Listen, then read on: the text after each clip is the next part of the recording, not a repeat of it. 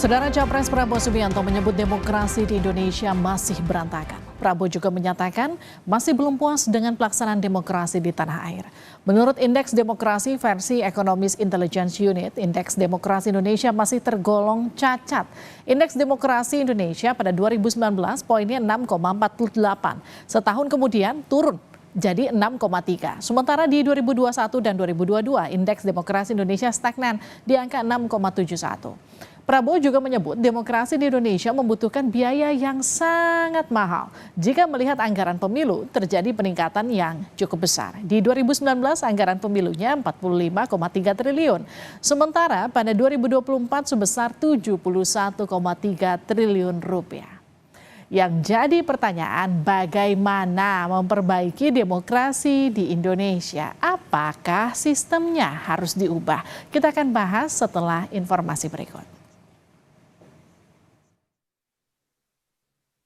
Capres Pemilu 2024 Prabowo Subianto menilai demokrasi Indonesia masih berantakan dan membutuhkan biaya mahal. Ia mengaku belum puas dengan pelaksanaan demokrasi di tanah air sehingga perlu ada perbaikan demokrasi untuk kedepannya. That democracy is really very, very tiring. Democracy is very, very messy.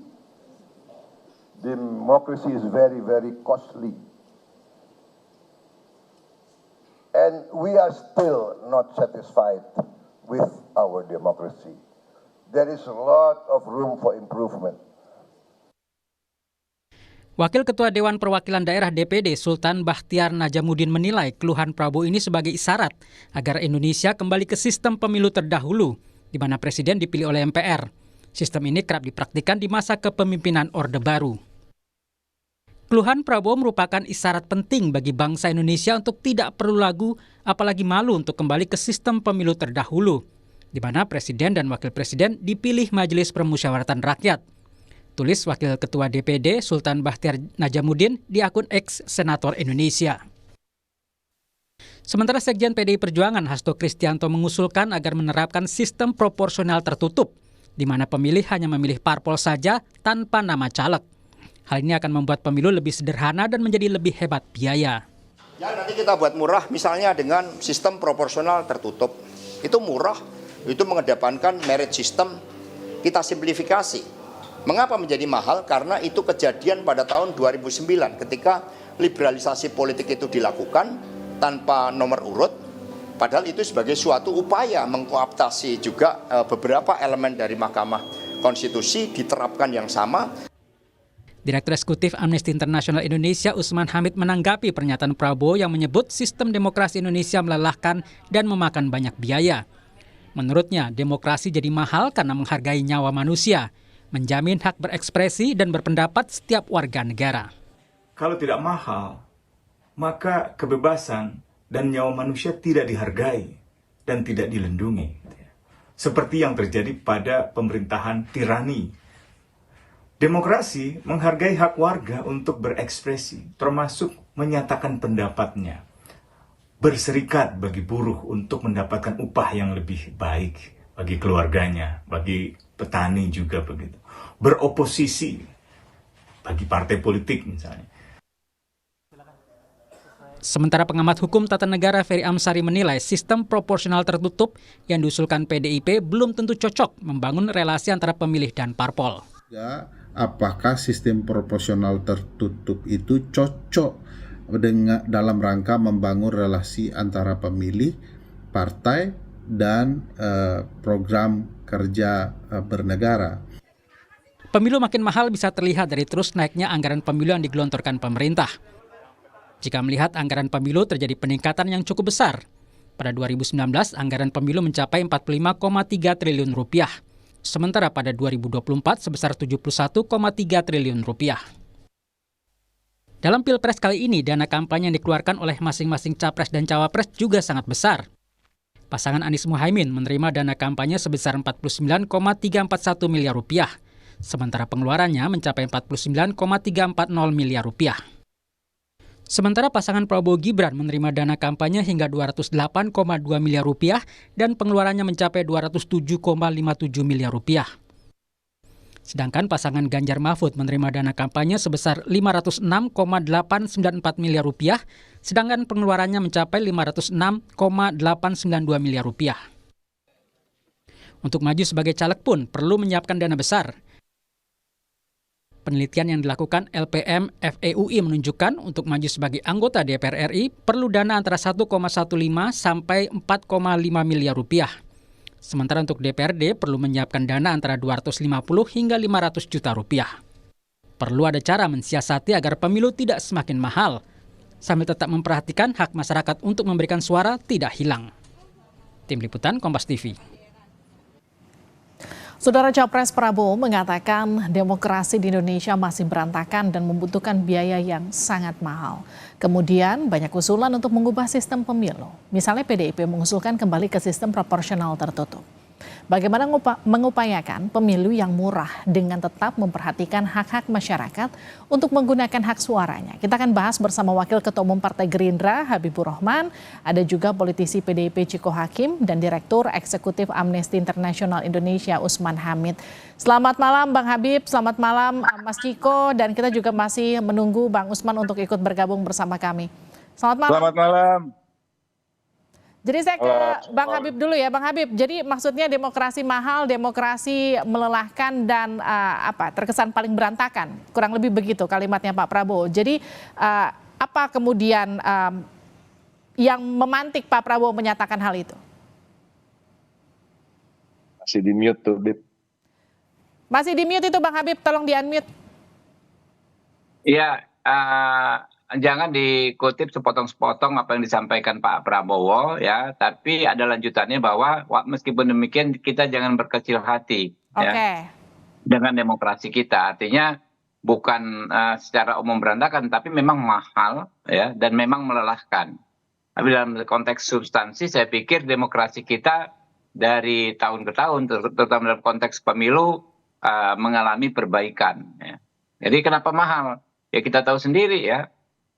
Pemilu kita ini kan ada sebetulnya kan bukan satu pemilu saja dalam setiap pelaksanaan 5 tahun sekali itu, tetapi dalam pelaksanaannya ada pemilu legislatif DPR, pemilu legislatif DPD, pemilu presiden yang semuanya berjalan masing-masing walaupun waktunya bersamaan, tetapi pelaksanaan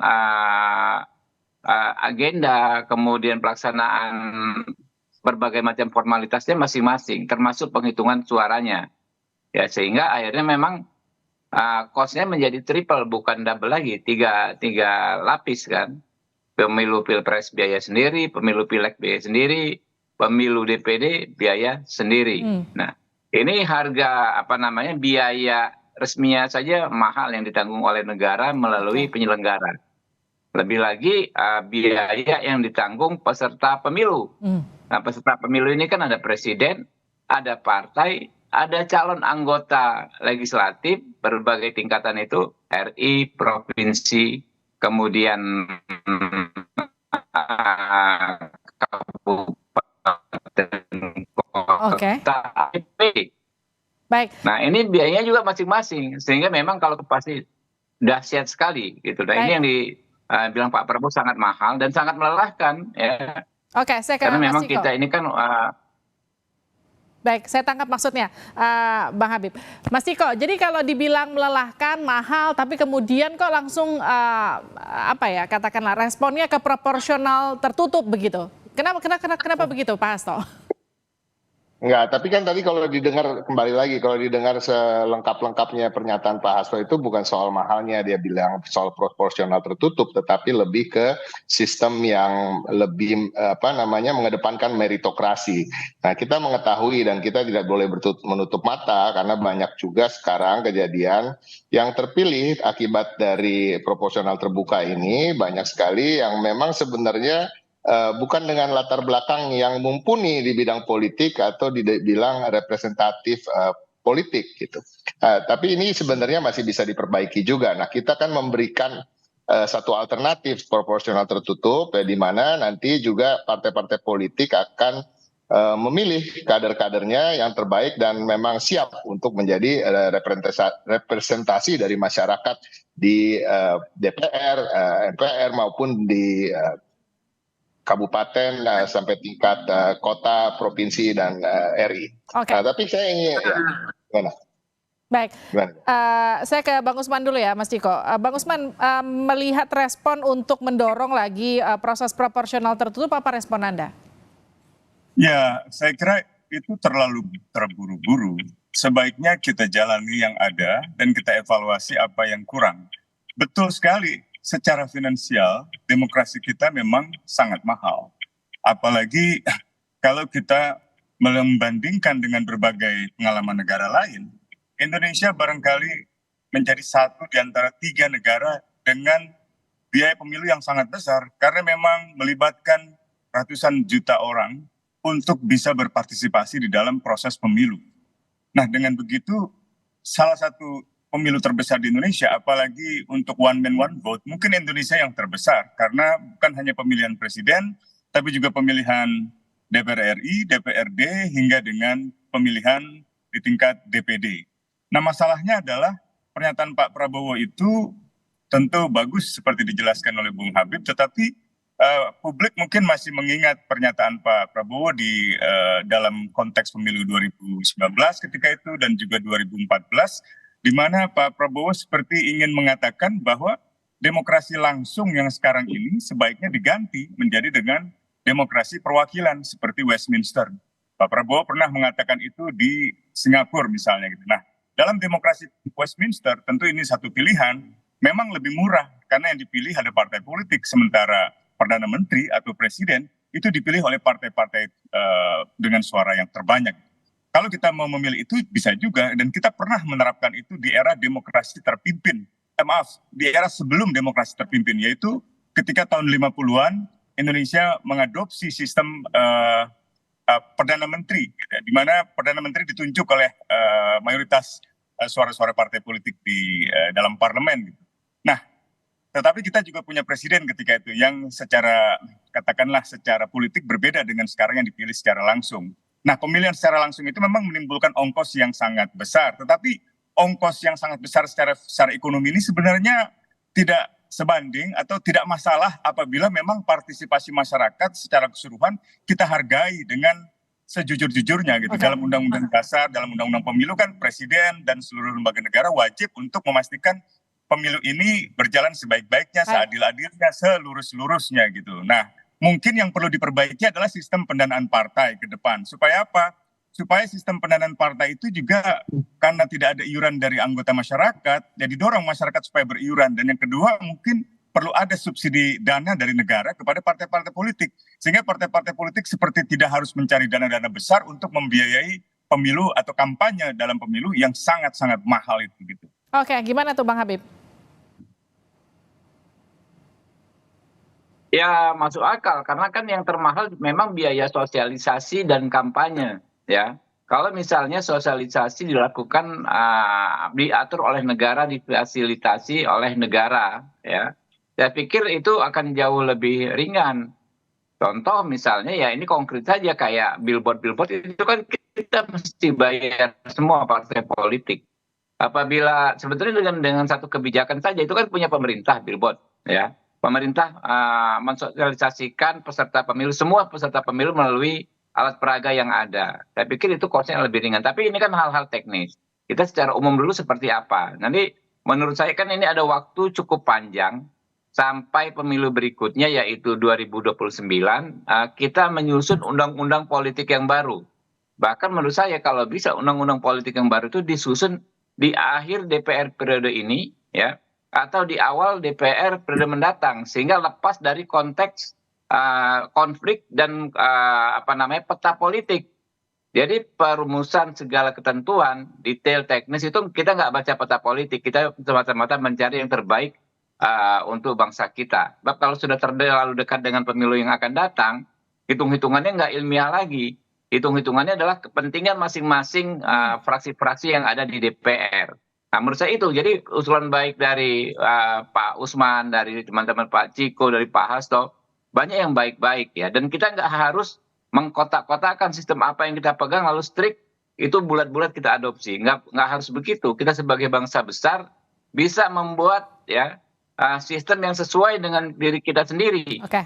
Itulah pentingnya pembahasan undang-undang pemilu di akhir periode ini atau di awal periode yang akan datang. Baik, otak-atik sistem pemilu Mas Ciko. Jadi nggak mesti langsung ke proporsional tertutup. Ya itu nanti bagus untuk dibicarakan, tapi saya ingin mengungkit sedikit terkait dengan pemilu yang dianggap mahal ini. Menurut saya kalau kita bicara mahal dari pengeluaran negara, kita harus membandingkannya dengan pengeluaran negara yang lain atau kebocoran uang negara misalnya. Kalau kita bicara soal korupsi misalnya, dalam 5 tahun terakhir korupsi itu di atas 230 triliun. Ya, per tahunnya ada yang 40 triliun, ada yang 60 triliun, ada korupsi, dan itu hanya kasus-kasus yang masuk dalam pengadilan. Nah, kita tahu sendiri banyak sekali kasus yang tidak masuk ke dalam pengadilan. Jadi negara ini saya lihat kalau kita perbandingkan gitu, nilai pemilu yang 70 sekian triliun untuk mencari pemimpin yang bersih, mencari anggota dewan yang bersih yang tidak akan melakukan korupsi misalnya. Itu artinya kan menghemat 200 sekian triliun artinya. Nah, ini yang kita harus perhatikan dan harus kita pikirkan bagaimana caranya pemilu itu yang hanya 70-an triliun. Saya hanya bisa katakan itu hanya tanda kutip. Kalau memang korupsi-korupsi selama ini dilakukan bisa ratusan triliun dalam waktu 5 tahun. Nah, pemilu kan cuma 5 tahun sekali. Bagaimana caranya pemilu ini bisa mencari pemimpin-pemimpin yang betul-betul bersih. Nah, itu angka sekian tidak akan menjadi mahal. Nah, ini yang harus betul-betul dipikirkan ke depannya. Oke, nanti kita akan diskusikan lebih panjang lagi. Mohon maaf karena waktu kita terbatas, jadi kita harus akhiri diskusinya di Sapa Indonesia Malam. Terima kasih, sehat-sehat selalu.